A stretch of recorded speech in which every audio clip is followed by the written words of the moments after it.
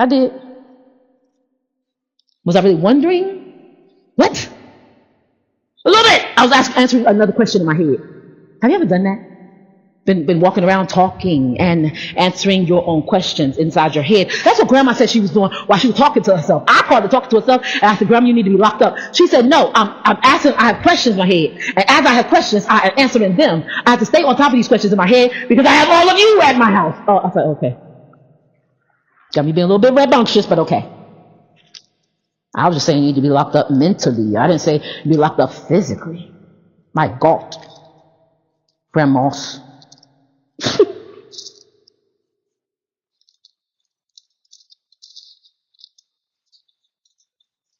Bread and water. Piece of cake of figs. 2 clusters of raisins. 2 clusters of raisins. Are you serious? The beautiful part about this is that this was the menu. And this was all that was required.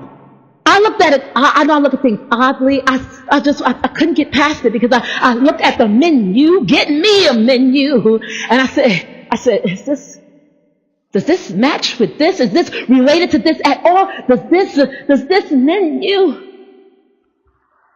coincide with another menu that we've heard? 200 loaves of bread, 2 skins of wine, 5 sheep already dressed. And I said, I don't know if I'm going to make it through this mess. I don't know if I'm going to make it through it because this is too much. The sheep, right? They're going to 5 sheep already dressed. So 5 seahs. What is a seah? No? Okay. 5 seahs of roasted grain, 100 clusters of raisins, 200 cakes of figs, loaded on donkeys. Now there's so much in here. It's just a menu layout. When you look at it, I mean, she came to him and she started filling his mouth with it. She said, all right, okay, you king. She got down on her knees and she was like, you king. He's eating. He said, you like the cake? Okay, Abigail, just throwing the food inside of his mouth. Abigail, this food is good. Okay, no, you ate your food. You put food in your mouth. Okay, I don't know. This is a good cake. Did you make this from the box? Like, come on. She got some Duncan Abigail's, not Duncan Hines. I said, Abigail was running a restaurant. Abigail was running a restaurant because Nabal refused to do it. So Abigail got up and did it. And then she apologized. And then she apologized. And then she apologized. And then she apologized for her husband. Okay, this is good. This is good food. This is 1 Samuel 25. 1 Samuel 30, we get a different menu. One much harder to understand. This is what she's feeding him with. I mean, she shoved it in his mouth. Okay, I can't breathe. Abigail, okay, that's some good. Did you make those yourself? Did you feed? Did you grow those? Wow, Abigail, you are talented. He couldn't stop eating. Who could?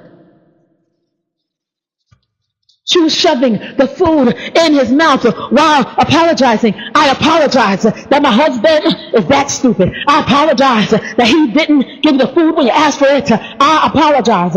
I apologize. Then Abigail made haste and took 200 loaves of bread, 2 skins of wine, 5 sheep already dressed, 5 seahs of roasted grain, 100 clusters of raisins, and 200 cakes of figs, and loaded them on donkeys. And she said to her servants, go on before me. I'm coming after you. What does that sound like? Shunammite woman. Slack not my rod, thy rod unless I bid thee. Right? But she did not tell her husband Nabal. So it was as she rode on the donkey. Who does that sound like? The Shunammite woman. Slack not my rod, thy rod, unless I bid thee. So it was as she rode on the donkey that she went down under cover of the hill. And there were David and his men coming down towards her. And she met them. Now David had said, surely in vain I have protected all that this fellow has in the wilderness. They try to remind you what David had said to himself. Surely in vain, watch. Surely in vain have I protected this, because that's David like that word surely, right? Surely, goodness and mercy. That's Psalm 23, right? He liked that word surely. Surely in vain I have protected all that this fellow has in the wilderness, so that nothing was missed, all that belongs to him, of all that belongs to him. And he has repaid me evil for good. Ooh. May God do so and more also to the enemies of David if I leave one male of all who belong to him in thy morning light. Abigail wasn't a male. Ha! Now when Abigail saw David, she dismounted quickly from the donkey, fell on her face before David, and bowed down to the ground. So she fell at his feet and said, on me, on me, my Lord, on me let this iniquity be. And please let your maidservant speak to your ears, and hear the words of your maidservant. Please let not my Lord regard this scoundrel Nabal, for his name is, so is he. Y'all know what Nabal means. Fool! Nabal is his name, and folly is with him. But I, your maidservant, did not see the young men of my Lord whom you sent. Now therefore, my Lord, as the Lord lives, as your soul lives, and as your soul lives, since the Lord has held back from coming to the bloodshed, and from avenging yourself with your own hand. Now then, let your enemies and those who seek harm from the Lord be as Nabal. What was she saying? Stop yourself. Break yourself. Him on Friday, Chris Tucker. Break yourself. Why? We are called to break ourselves. Break yourself. And they actually said, they needed to say Nabal, but Chris Tucker said, break yourself fool. You know, in the way that, it's said in the ghetto of people that live in the ghetto. I want to say it nicely, so, break yourself fool. Nabal should have broke himself. Because somebody should say, break yourself fool, right? To Nabal. It would have been saying, break yourself Nabal, break yourself fool. But if I go to somebody now and I'm saying, break yourself fool, and I say, break yourself Nabal, they're going to look at me like I'm crazy. First of all, my name's not Nabal. I doubt it. I question it. Really?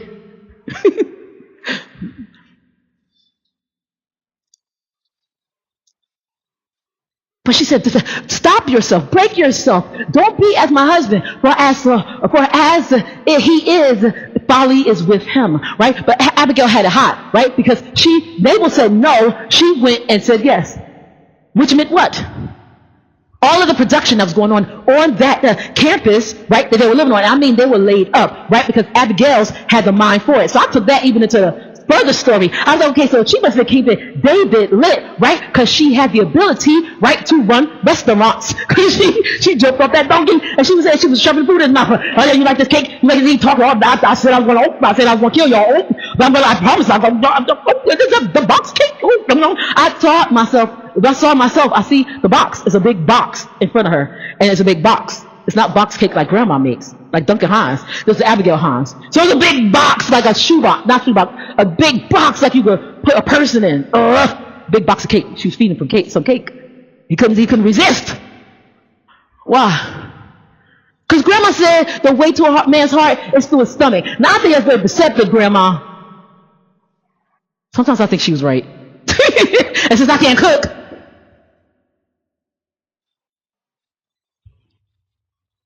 so she was shoving food in his mouth. Here you go. Because if I can't cook it, I could get people to make it for me. And so strap it to the donkeys. And then we come down after and get what we need. But I don't want to go too much into it. But if you remember the Shunammite woman, right? She laid her son on the bed. She closed the door. She got her a donkey, not a horse. And I said that purposely on that blog because I still did not understand it. She had everything. Her gift was she was from the tribe of Issachar. They could perceive things, which means they were prophets. There were the prophets. A lot of prophets came from their area, but she didn't call herself a prophet. She saw herself being able to see. That's why she looked out the window, and her husband was there. She looked out the window and said, "I perceive that this is the man of God. I perceive this is the man of God that passes by this way all the time. Let us make a bed for him. Let us make a room for him. Let us. I perceive this. Let us." God kind of pricked my heart a little bit with that because God said, women, you are prophetic and perceptive by nature, but the man, he perceives and he's prophetic but on the other end, which means he gets the information that you get, but on the other end. You have to wait for him to catch up, right? Because you see it ahead of time, he sees it behind. I don't know how it works. I kind of see it the way the Joseph's dream. When Joseph dreamed that he was prophetic about taking Jesus and Mary back to Egypt, right? When he's prophetic about it, right? There's a prophecy comes through dreams, right? So dreams is a form of prophecy. So when he was prophetic about it, in that he said, let's do this, right? It's not that he didn't get the message, he just got it in a different way that you did. And it was prophetic because of the fact that, and here's the thing, this to understand where it was on the back end. I say it was on the back end because Herod had already died. And the Holy Spirit said, then he enlightened Joseph and said, now take your family. But Mary probably already knew.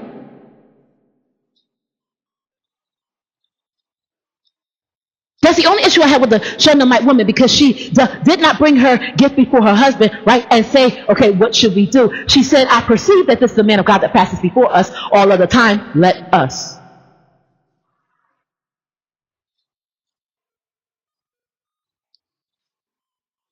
You can make a suggestion, right? But let us, and then it happened, tells me that she was really running the place. And who was running it then, and who was the fool?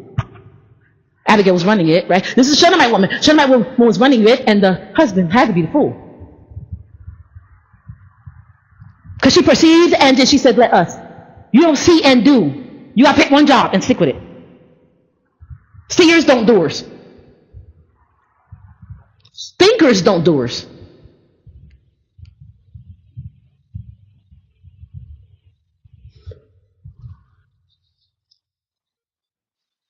So she said, slap not thy rod unless I bid thee. Well, she got on a donkey. She laid her baby down. Her husband did not bring the baby to her, because that's what happens when you step too far ahead of them, right? I see and then I do. That's what happens, because then you train babies. You're not working with a husband, you're training a baby, right? So now you got two babies instead of one. So when the baby was brought in, it was brought in by servants, right? And then the baby died. The baby stayed with her and then the baby died. She laid the baby down in the room, closed the door, and then she got on the donkey. She did those things for herself. She didn't come to her husband and say, okay, help me through this. Let's walk through this. She didn't even involve her husband in it. It was a Babel type fool type situation, because you hear about him when you need to.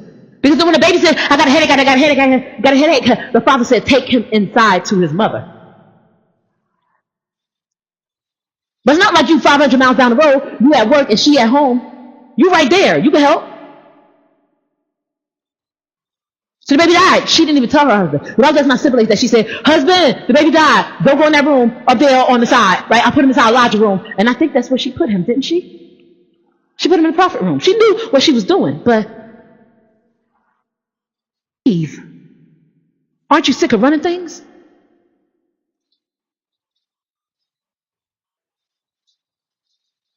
God said when you do those things like that, when you run it, when you run the show, when you don't have no respect for your husband, you don't not ask for permission, but you're not asking what they think. You're not asking, you're not giving reverence, you're not respecting. Then you got to do it alone. And it's a lonely rider. Slap not that rider unless I bid thee. Or you're riding a donkey. And he don't gallop right. Donkeys don't gallop. You gotta be honest. Donkeys don't gallop. Donkeys don't gallop right. Don't gallop. Even gallop. Like a horse is timed, it's rhythm. A donkey is because he don't know when to let his left foot down. He got hip dysplasia. He don't know when to let his left foot down. You know when. He got to go to riding school, galloping school. He get his galloping school degree. I'm just being honest. He don't know how to ride right. Maybe you could have had the horse if you said, and you wouldn't have had to say, slack not I ride unless I bid thee. You could have had the horse. It says almost a 2-day journey to get to Elisha.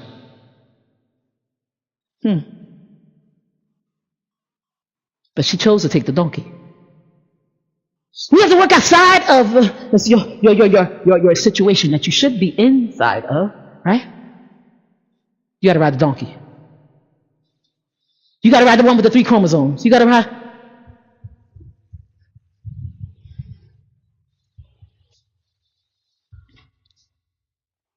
Abigail, here she comes. Well, you find out, but you listen, because she said she looked for a place. The Bible says she looked for a place to hide from David, because she just go hide and then pop out and start feeding him cake. That was the plan. That was the plan. But feed you cake, you cannot kill me, right? Because you don't know what I'm doing. Because I'm putting cake in your mouth, and I am doing it from my hands. That's what's her digging in the box and feeding him cake with her hands. Why? Because he's used to it. They had no fork and no knife. They would have had that at the table, right? When the table was prepared before them in the presence of the enemy, they may have had a fork and a knife, but they didn't have no fork and a knife like that. And he was used to getting food like that. He was used to getting food from somebody's hand. Why? Because he was sick.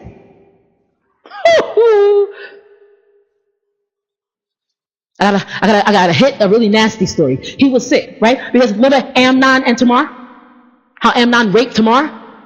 He said, I'm sick, and I need you to come feed me. And she, come on. Is it that you can't say no to a order if a guy gives it to you? Because he wasn't even a man. Like if my pastor gave me an order, I would do it. Yes, sir. Immediately. I have a yes, sir mentality with him already playing. Yes, sir. Quickly, yes, sir. So I would do it immediately. But this was her brother. Step brother. You are a daughter of the king, Tamar, and you can't go to the king. You can't go to your older brother, Absalom, right? Because if she went to her brother, it may have stopped all of the killing.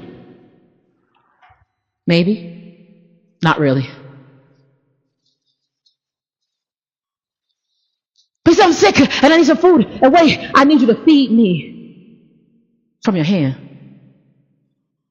Being honest. And it's common sense, because if you look at the situation where David is with Abigail, what else did he have to eat with? So Abigail had to dig in a box and feed him with her hands. Okay. So you assume that you're going to get some stuff that was maybe not clean from underneath the fingernails. Oh, that's so nasty to me. But wash your hands, Abigail, before you feed David. Wash your hands. She was hiding, and all of a sudden they came by, and they jumped out and said, surprise! And then she started feeding cake. And then there's a confetti gun, boom! And a confetti cannon, boom! And out of it said, I love you, David, ping, ping, ping, ping, ping! And those fireworks in the air, and then, no. They said, Shazam! Don't kill Nabal. No, but that didn't happen. That didn't happen. She fed him from her hand. All the while, Tamar kept screaming, please don't do this, brother. Please don't do this. And just kept feeding him with her hand. Please don't do this, brother. Please don't do this.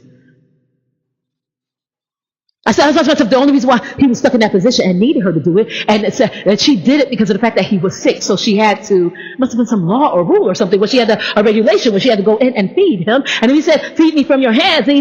She had to do it as his sister.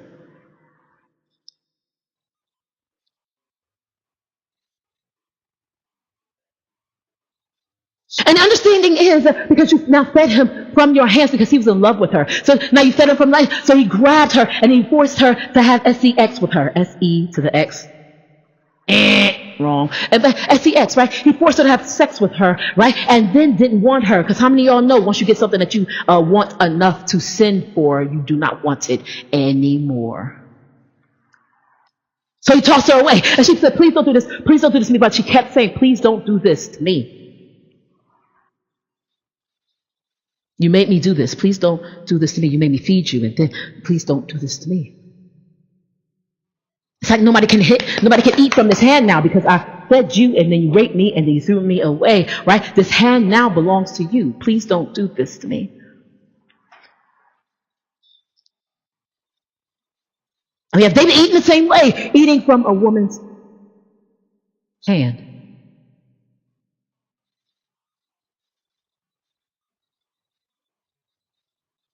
She said, please do not do this to yourself. And for me, it must have been a speech that she had made, I wouldn't say many times, but she has made this speech before because she was used to it. It's not like she shed tears, because if you pay very close attention to it, she prayed for the wrong man.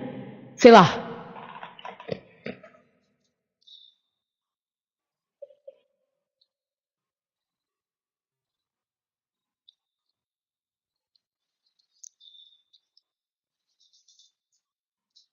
There's confetti, right? And there's a confetti gun, bam, right? And there's fireworks, boo, boo, boo, boo, boo, right? And then all of a sudden, here they go, one arm, right? Please, other arm, don't kill Nabal. And then Abigail slides in, Nabal. That's not a good name for him, right? No, Nabal, right? She slides in with Nabal. Because for me, it's always a show tune. So it's a show tune. Today, I'm not even gonna lie, I was planning on doing all my work and then doing some more artwork in front of the TV because I got to finish up that collage, right? Because I set up the part where my pastor is. I set up the part where Pastor David is, and it looks fantastic. And so I'm so excited about it, so I have to fill in more of the holes, more spots in that area. So I'm excited to do it. And I'm filling it in with the 16th Street Baptist girls who died, right? 1963. Because people need to know.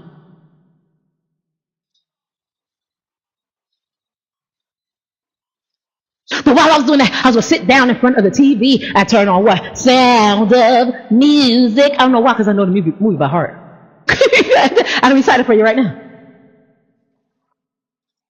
But of the colors and the drama behind it, right? I need to see something with it. So I try to give you guys, right, a musical with it. Please don't kill Nabal, right? It's a musical. So it's fun, even when it's terrible.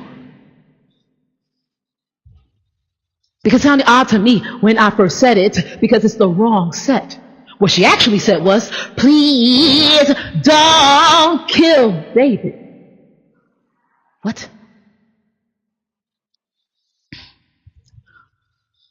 She said, Nabal's stupid. That's his name. He's going to be stupid for the rest of his life. Don't you get your hands messed up by killing him. It's not worth it. If God telling you to do it, he didn't tell you to do it. I didn't think he told you to do it. Don't kill that thing right there.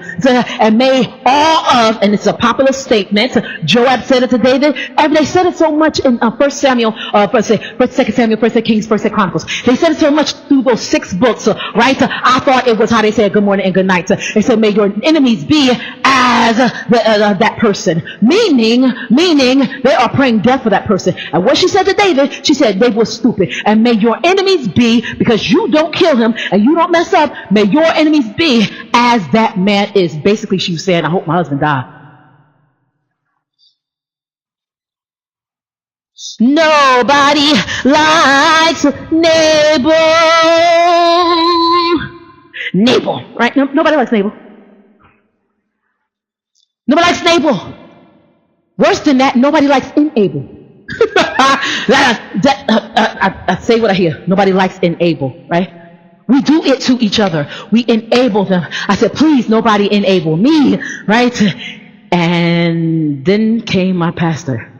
I'm like, please, somebody enable me. No. Please, somebody enable me. No. He's not that hard. It's actually the stuff that he teaches is pretty, you can understand it if you want to understand it. And so if you want to, in all you're getting and understand, you can get it. But some of us want to be Nabal. And what drives me crazy, I told you guys, I get up in the morning, I pray, and in the last couple of days, I confess I've missed.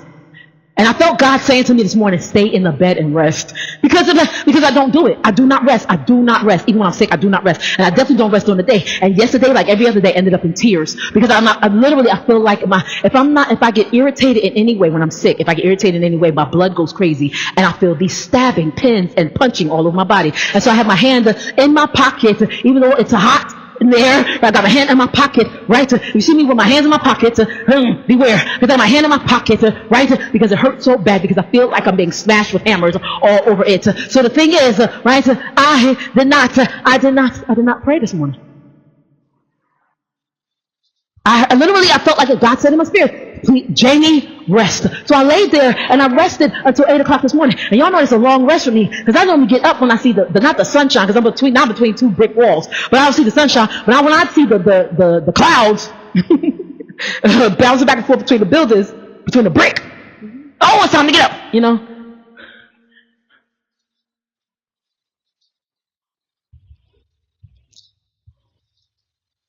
So normally I get up and pray, right, early in the morning, and then I stop with the prayer, and I listen to a blog so that I can post something, right? I have to cut it, right? I have to cut it, and I have to put music behind it if I choose to do that. But I listen to a blog to cut and post to something. I feel like it's responsibility. Whether I have people listening or not. I'm in here right now talking to a fan of a light with 4 lamps on it, my art drawers, this canvas, and a chair. Whether I have people listening or not. Whether I have people listening or not. It does not cut back my praise. I'm still going to give God praise. Because my praise does not. You don't inhabit the praise of me. People don't inhabit the praise of me. And I don't inhabit the praise of you. But God comes in based on my praise. So whether I'm in pain or not, I get up and get on a sting. And I give God praise. I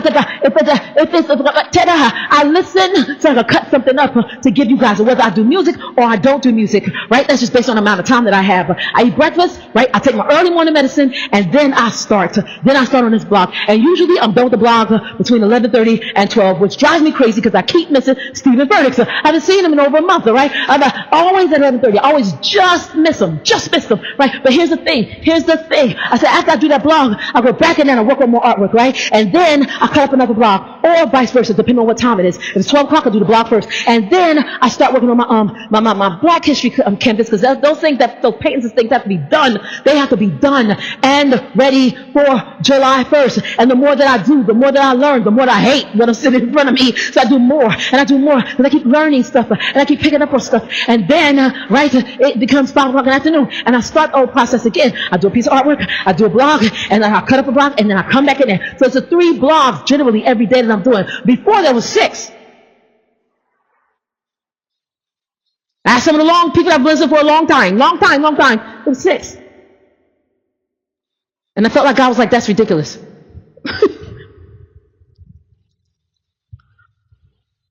I'm spending my time with him. So much so that I don't know how to give him more. Because in between there, I'm doing the homework for my pastor, right? I don't know how to give you more, God. And I still don't like who I am. So how do we handle this? Forget the women that were riding on the donkey, because I see Abigail dressed in white and yellow, right? So she's very pretty. This is Abigail thing, white and yellow, because she's like the sunshine, right? You are the sunshine. You brought the sunshine in my life. Just ask the Clarksons about that, right? So, but she was the sunshine, right? But then, the snap, that's Abidi, the Shunammite woman. I always see her in purple and black. I don't know why. Everything gotta have color to me. If I don't see the colors, I don't have to know the person's name, but if I see the colors, I will know, oh yeah, that's a Shunammite woman. No, it's not. That's Mufasa from down the street. But everything got color to me. You know, when I see Jamie, I think Jamie, I think donkey. That's why I get so much fun talking about her. The donkey. Because she can't march, she can't gallop right. I'm always tripping over my feet all the time, and there's nothing ever there. It's embarrassing. Me and the donkey. Except the donkey got hip dysplasia. I don't know where that came from.